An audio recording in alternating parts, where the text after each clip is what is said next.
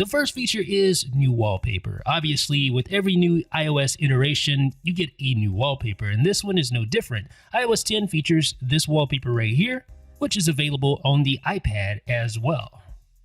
Now, there's a new look for folders. You're going to notice it's subtle. If you're not paying attention, you may miss it, but now you have a translucent view of the home screen app icons, and the animation that occurs when you open and close folders has changed. Now, there's a stronger font type as well. You'll notice that the font isn't nearly as thin as it was on previous versions of iOS. Now it's a little bolder. And personally, I felt that the font was too thin on previous versions of iOS, so this is a welcome change in my opinion.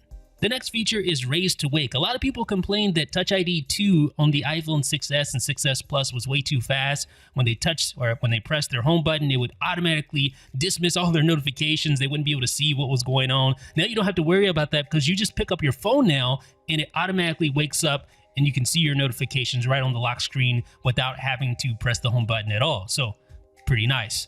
You can also remove stock applications. That's right, you can remove stock applications like iTunes Store, the Mail app, Reminders, Notes, the list goes on and on. Now, not all apps are eligible to be removed, but for instance, the Mail app can be removed, and when you remove it, beware because once you do, you're not going to be able to tap Mail to links to send email, for instance. Let me show you what I mean right here. So, there are some downsides to removing some stock applications. Like, for instance, if I tap that Mail to link, it's going to tell me, hey, you need the Mail app.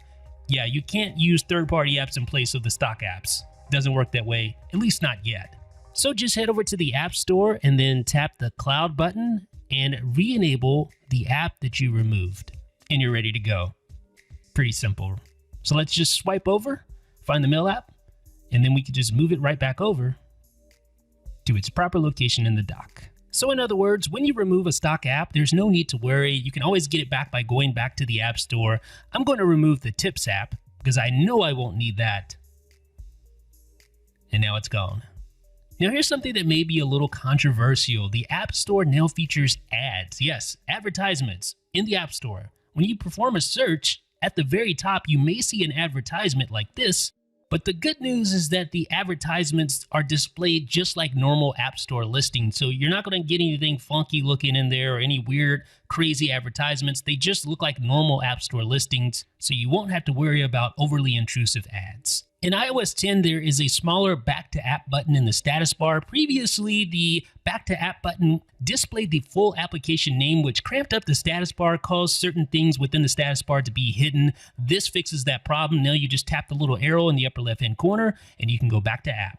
In iOS 10, Siri gets a more prominent settings panel. Previously, it was buried down underneath the general section of the settings app. Now, when you open up settings, Siri has its very own panel, complete with its own special Siri graphic, but all the settings inside are pretty much the same as they have been.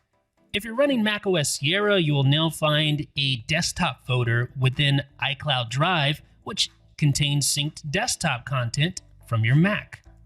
In the Notes app on iOS 10, you'll find a new Shared Notes button in the upper right-hand corner. Tapping that allows you to add people to collaborate on notes. And as you can see at the bottom here, you can share the special iCloud links it creates to a variety of different services. FaceTime connects way faster in iOS 10. Notice this.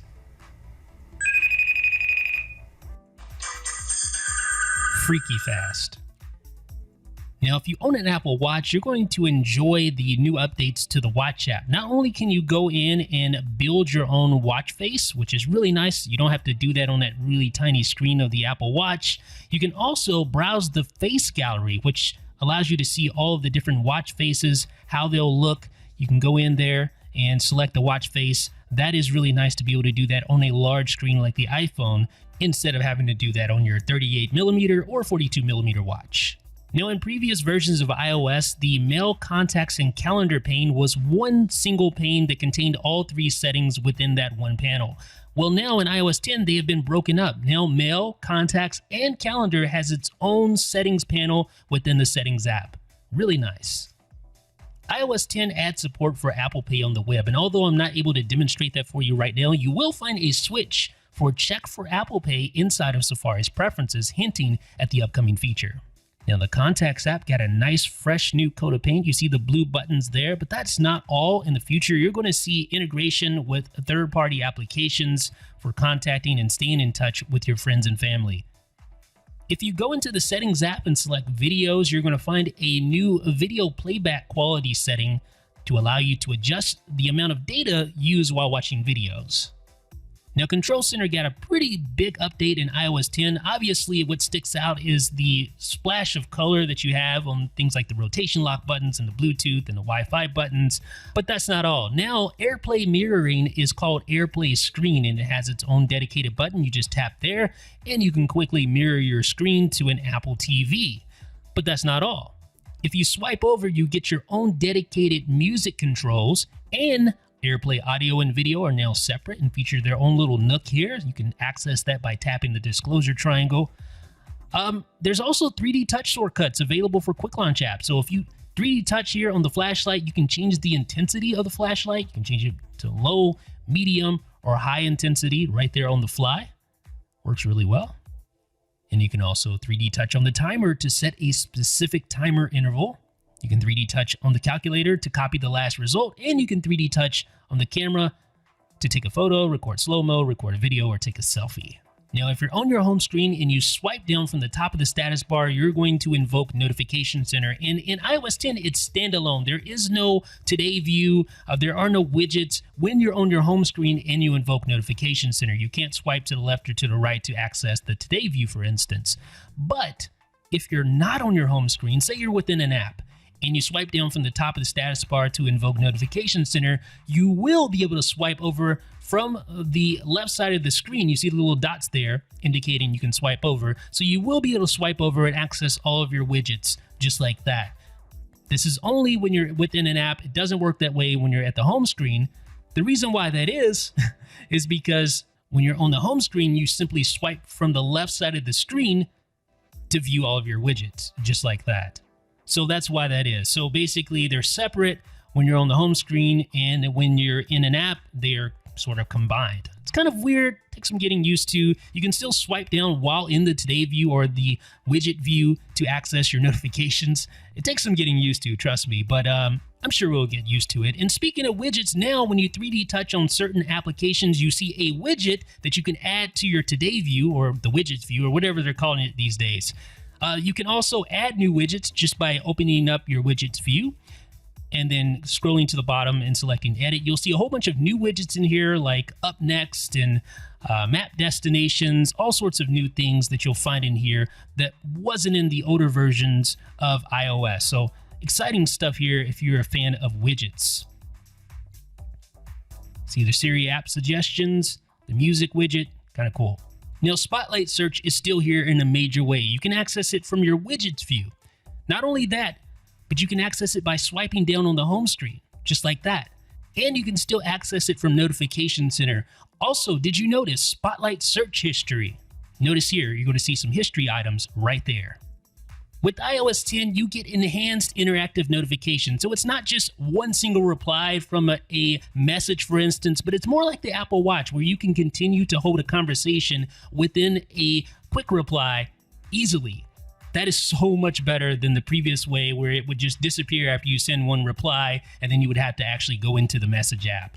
If you're a big fan of quick reply, you're going to love the new enhanced interactive notifications on iOS 10. But of course, that's not all. That's just the tip of the iceberg, folks. You have unlimited Safari tabs now. So that literally means unlimited. There's no longer this arbitrary limit. I think it was like 30 or something, 32, something around there. Well, now you can continue to hit the plus sign to add an unlimited, literally an unlimited amount of Safari tabs. I mean, I'm just continuing to press the plus button and it's continuing to add more and more tabs. Fingers getting tired. I'm serious, it's unlimited.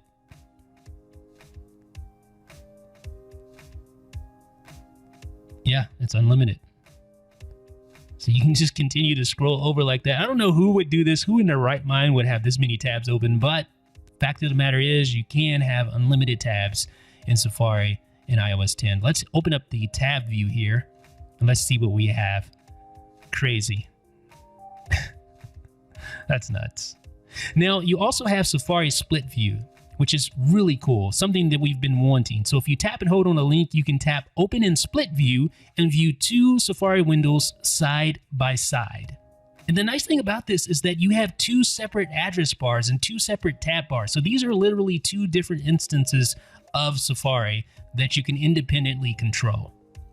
Now, iMessage has a new media attachment interface, and it's extremely robust. You're going to love this. So when I tap the little camera button here, not only do I see a live view of my camera, and I can just tap there to take a photo, and it will automatically show up right there in my message compose window. And then, of course, I can tap that to disable live photos or tap the X to get rid of it. So that's really nice. But you also have all of your pictures here as well. So if I just tap a picture, I can add a picture to the compose window. I can also swipe over, access my full camera, access my full photo library if I want to do that. But I'm going to add some more pictures here. So you just literally tap like that, and it adds pictures. And you can also mix and match live pictures or pictures that you just took with your photos that are already existing in your photo library. And they just simply appear in your compose window. And then just tap the send button, and it sends those pictures just like that. Now you can also mark up images directly in iMessage. So I'm going to take a new picture, and I'm going to mark that picture up right here on the fly. So just take the photo. It's going to appear in my compose window. Then I just tap on the photo, and then I can tap edit to edit the photo, or if I want to, I can mark it up by tapping the markup button like this. And there are my markup tools. So I can draw on it. I can use my magnifier if I want to. I'm just going to draw, and you can see you can smooth it out. So all the markup tools that you're familiar with in the Apple ecosystem, you can do. All right, so I'm going to put some text in here. Maybe I'll just tell them to fix this. All right, I think we're done. Just tap save and then tap done. All right, so if I'm satisfied with the image, I can just tap done, and it appears in my compose window with all the markup there. Just tap send, and it sends it. Now here's one of my favorite new updates. Inline YouTube playback. Just paste in the URL, send it. It automatically expands the link. Tap play, starts playing inline right in the message. You don't have to leave and open up the YouTube app or any of that. You can if you tap the little text at the bottom, but you don't have to. You can watch the full video within the iMessage thread, just like that. But it's not just videos. It also works with web links. Paste in a web link like that, tap send, and it expands the web link, gives you an image, which can make it much easier to discern what the link contains. Now, iMessage doesn't stop there. You now have digital touch in iMessage. Yes. The Apple Watch inspired functionality is now in iMessage. So just tap the little digital touch button there.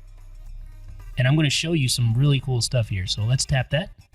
So here's the digital touch interface. You have all your colors. You can switch to the colors if you want to. You can, of course, draw right here on the black screen, similar to the Apple Watch. Tap high or draw high, and it automatically just shoots up to the recipient just like that. Now, you can change colors just by tapping the little color. Can draw, and you see on the right side you get some tips on things you can do. So if you tap and hold, you can send like a little fireball, or I don't know what that's supposed to be, but something. And if you single tap, you just send the little circles, very similar to the Apple Watch, of course, and the recipient receives them. Now there's some other gestures. If you two-finger tap, you send a little kiss, which can be cool for that very special someone. And if you two-finger tap and then swipe down, you can send a heart that is breaking. So if you're having a fallout with someone, I guess you can send that to them. So digital touch really does spice up iMessage significantly, but it doesn't end there. This is just really the tip of the iceberg, because you can actually combine digital touch with photos and videos. Let me show you how right now. So what we're going to do is we're going to tap the little disclosure triangle in the bottom right-hand corner there. And now you see the full screen view for digital touch. Of course, you can draw, etc. And this is for if you want to draw more detailed stuff, because it's not going to automatically disappear and send. You can actually change colors and really compose something nice. But if you tap the little video button in the bottom left hand corner, you can actually draw right there on the screen. And you can take a video or photo, and those drawings are going to appear alongside that video or photo. So once you're done, you can just hit the send button, and that digital touch enabled photo or video is going to send to your friend. That is pretty awesome. Very Snapchat-esque. All right, so they're going to see exactly what you drew on the photo or video that you took. That's pretty awesome, isn't it?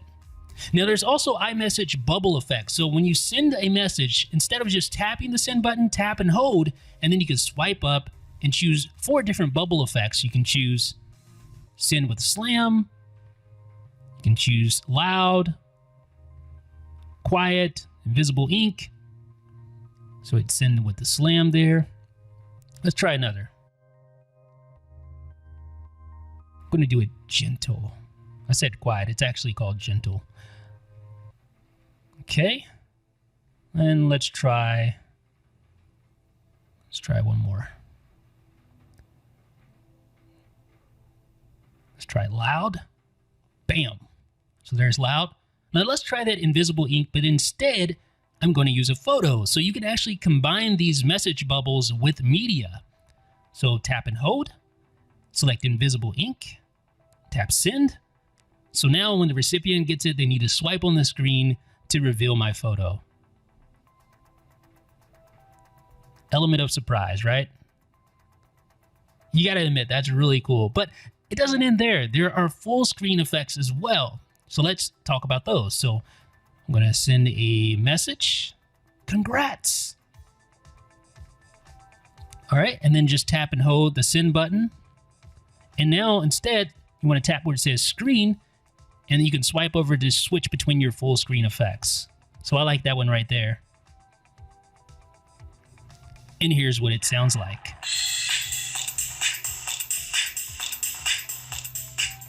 Now, if you don't want to send a full reply to someone, use iMessage Tap Back. Simply double tap on a bubble and select the appropriate response. It works for media, as you can see there. And of course, it works for normal messages as well. Great for quick replies. Now, the App Store for iMessage brings stickers, GIFs, and other apps directly to iMessage. So with iOS 10, Apple has included a default sticker pack. They've also included a couple of apps. So you have the classic Mac stickers. You have an image app, which allows you to search for GIF images to send to your friends. And there's also Apple Music. So here is the classic Apple sticker pack. You can just send a sticker like that. And third parties will be able to create stickers. So you're going to get all the Facebook Messenger-like stickers. You can send links directly to Apple Music, which features inline playback within the iMessage thread, which is awesome.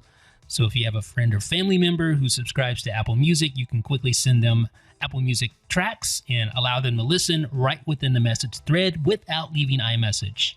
And like I mentioned, Apple has included in iOS 10 a built-in GIF app for iMessage. So that means you can find all of your favorite GIFs and memes and send them directly to your friends via iMessage without leaving the app, without having to invoke some weird third-party keyboard or anything like that. This is really, really cool, folks. It's really going to spice up your iMessage conversations. I'm telling you. Trust me on this one. Now, another new feature that you'll find in iMessage is tap to replace emojis. So after you've typed a message, you can tap the language button to switch to the emoji keyboard, and it will automatically identify words within your message that can be replaced by emoji. So all I'm going to do is tap the language button. Watch what happens here. See, all those words are highlighted. That means that I can tap on those words and find an appropriate emoji to replace it with. Choose that one. Just like that. Awesome, right? Now, I normally keep read receipts disabled, but in iOS 10, you can now enable per conversation read receipts, which is great when you're sending messages to that special someone. Keyboard contextual predictions can automatically predict what you may want to type next. So I typed in Jeff's email is, and it's automatically going to fill in my email address. I just tapped the quick type bar right here to insert my email address. There's also a more subdued keyboard click sound. Multilingual typing allows you to switch between languages on the fly by harnessing the power of QuickType without actually having to switch keyboards. So notice, right now I'm typing in English, I start typing in Spanish, and then notice QuickType. It automatically fills in Spanish words like that. Now, of course, I have no idea what I'm saying right here, but for those of you who speak multiple languages, it can speed up typing. Now, the stock calendar app receives some attention as well. You get found events, time to leave, and location suggestions. I can't demonstrate those last two, but for the first one, I can demonstrate. Found events suggest events found in the Messages app or in the Mail app and let you add them with ease. So that one event was found. You can see the name of the event and the time is automatically populated. So I just tap Add to add the event.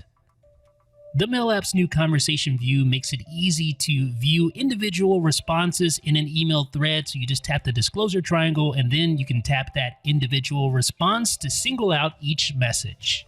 And now you can quickly filter email by tapping the filter button, tapping filtered by, and selecting a filter.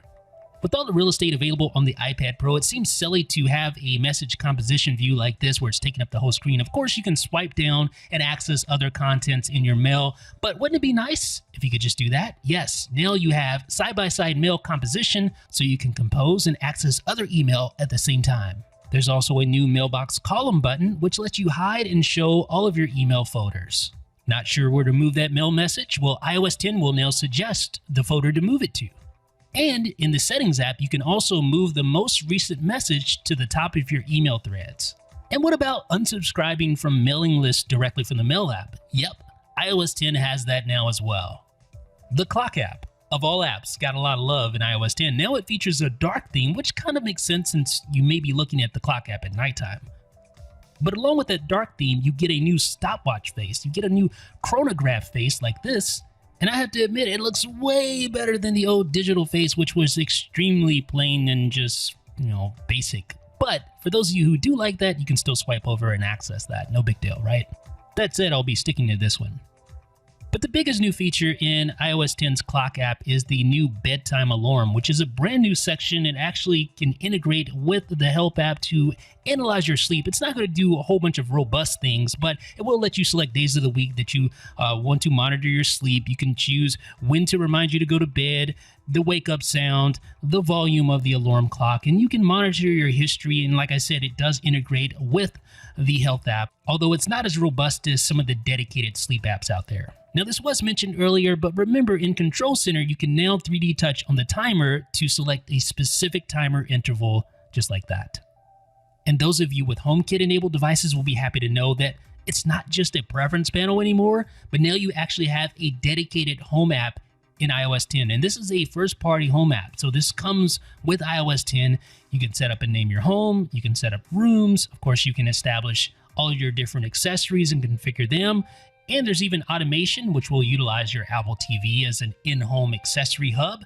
And you can also go in and customize the look of the home app as well. So if you don't like the wallpaper that it chooses by default, you can go in and customize that wallpaper, perhaps even taking a picture of the actual room that you're controlling via this application. So I'm going to take a picture here, use that photo, and that will be set as the wallpaper for this particular room. So the Home app is a great new addition. You don't have to rely on any third-party apps anymore to control your HomeKit devices. Great new addition to iOS 10. The Health app receives some love in iOS 10 as well. You get some new sections at the top of the Health Data tab. So you get activity, mindfulness, nutrition, sleep, and each of those sections has its own new video. Now, these videos aren't actually playable right at this second, but these videos will help you to understand how to use the Health app in the particular sections therein. One change you'll like is that there is now an Export Health Data button prominently located at the bottom of the Health Data section. Previously, you would have to use the Share button to export health data. This makes it a little more clear and straightforward. And not to be outdone by the Health app, the Activity app now features a new tab for sharing. Yes, you can share activity data for some extra friendly competition and perhaps some additional motivation to get moving. In iOS 10, the worthless Explore tab found at the bottom of the App Store interface is now replaced by, yes, the Categories tab. Yes, the Categories tab is now back. It should have never left. The Explorer tab should have never been here, but all is well now. We have it back, and it's great. I never understood why the Music app did not support split view in iOS 9, but no worries. iOS 10 brings support for split view in the Music app on the iPad. One of the most frustrating things about using the Music app on the iPad was the lack of split view, and now it's here, so I'm probably going to use the Music app a lot more now. iOS 10 brings a new automatic downloads feature to the Music app, which can be enabled via the Settings app. Now, this will make it so that whenever you add a new album or a song to your library, it will download that song or album as well, so that it's accessible while offline. So let me just show you right here. I'm going to add this song to my library, and you're going to see it start to download immediately, just like that. Running low on space. Now you can quickly manage downloaded music in the music section of the Settings app. So just go to Music, Downloaded Music. You can see all of your songs there. You can swipe to delete individual songs if you wish to, like that.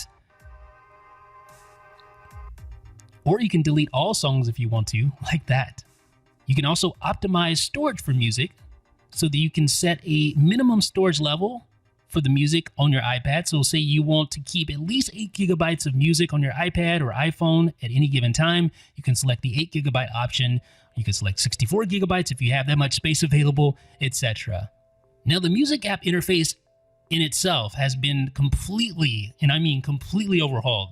The main tab, the Library tab, gives you all your playlists, your artists, your albums, your songs, downloaded music, a lot less convoluted. You can go in, you can even edit what sections are displayed here. You have your downloaded music. So if I tap edit here, I can go in and enable or disable certain sections. I can rearrange them using the drag handles if I wish to do that. So you can see I simplified that, removed the song section, and all my recent stuff is down here as well, just like that. If I tap the For You tab, you're going to see all of my recently played stuff at the top. So you can swipe through there if you want to. And it looks like Apple's trying to kind of be a little bit like Spotify. They have a daily playlist. So today's Tuesday. It has Tuesday's playlist here, assuming that tomorrow you'll have Wednesday's playlist.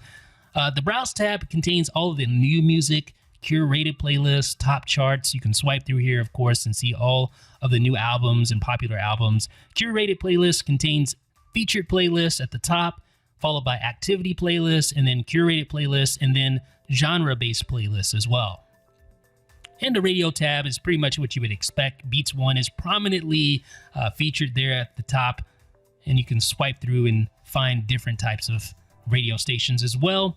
And lastly, you have your search, and you can search Apple Music or your own local library. And the now playing interface is completely changed, simpler looking. You have a slider there for volume. You have your album artwork, which gets big when music is playing and kind of shrinks down a little bit when music is paused. And if you swipe up, you'll see Up Next. I don't have anything up next currently. So what we'll do is we'll go and add something to Up Next. How about that? So I'll just 3D touch here, play next, go back to my now playing, and then I'm going to swipe up, and now you see Up Next right there below. Eventually, Apple's going to add lyrics as well, so you'll be able to access lyrics by swiping up, and that's coming in the future. But as you can see, quite a bit has changed with Apple Music in iOS 10. And the Photos app gets some new features as well, such as memories, which allow you to create montages based on like photos and videos. You can choose the type of music, choose how long it is right there on the fly. It's super easy. So here's one that it automatically put together from a trip that we took to Manhattan last year. So let's check it out.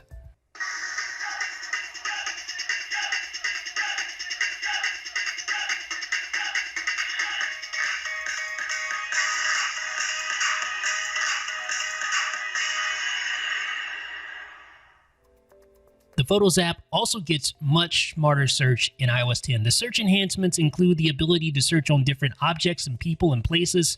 As you can see here, I just search for high-rise, and it can search and find all the high-rise buildings right there in my photo library. If I search for, I don't know, dog, it'll find all the dogs. If I search for action figures like here, it'll find all the action figures like my little duck here, and it's all done locally. What about being able to edit live photos? Well, yep, in iOS 10, you can now edit live photos. You can see right now, this photo is a live photo, and I just go in, and I'm going to edit something. How about the shadows? I'll adjust the shadows, and you can see I'm editing that. Tap done, It's saving it, retaining its live photo status. So now I can enjoy my live photos in a whole new way. You can also use live filters for live photos. So I can enable a filter right here and take a live photo. You can see live photo is enabled. And I can go in and I can view that live photo with the filter applied. I can even go in and edit that live photo, change up the filter if I want to, right there on the fly, and retain the live photo status. So just tap filters, and now I'm changing up the filter, and still retain its live photo status. Awesome. Earlier, I showed you how to mark up images in iMessage, so it's probably no surprise that you can mark up images within the Photos app. All you need to do is go in and edit, and then tap the extensions button. You will need to turn off live photos to enable markup though, so keep that in mind. But now I can draw on my photo, I can magnify areas of my photo, I can add text to my photos, just like that. iOS 10 brings improved auto enhancement and a new brilliance adjustment slider when editing photos. So just go to Light, tap Brilliance, and now I can change the brilliance.